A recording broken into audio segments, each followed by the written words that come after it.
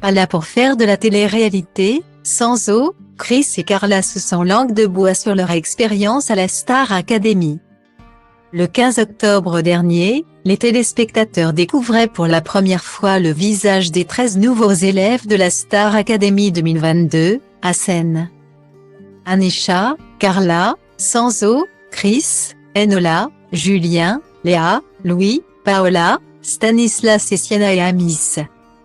Après 6 semaines de compétition, il n'était plus que 4 à prétendre à la victoire, Léa, Enola, Louis et Anisha. Finalement, à l'issue du dernier prime de la saison diffusé le 26 novembre dernier, c'est Anisha qui a remporté la victoire. Depuis, la grande gagnante, à l'instar de ses anciens camarades, multiplie les projets et interviews à la télévision et la radio.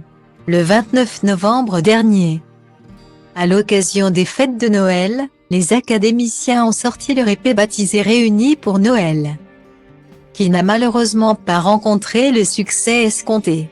Alors que Sienna a annoncé avoir signé un contrat dans une grande maison de disques, Anisha devrait quant à elle sortir son premier album dans les prochains mois. Très demandé, les anciens élèves de la Star Academy se sont lancés dans un marathon médiatique qui dure depuis plusieurs semaines. Samedi 10 décembre, Sanso, Chris et Carla sont revenus sur leur passage au sein du château de Damary-les-Lys lors d'une interview accordée aux médias Rainbow Studio. À la question pour ou contre la télé-réalité, ils ont répondu sans langue de bois. C'est une télé-réalité ce qu'on a fait, a avoué Chris. Moi, quand c'est sincère. En fait, je pense que d'après ce qu'on entend depuis la sortie, c'est que les gens ont apprécié notre bienveillance et notre sincérité. Tant que c'est sincère.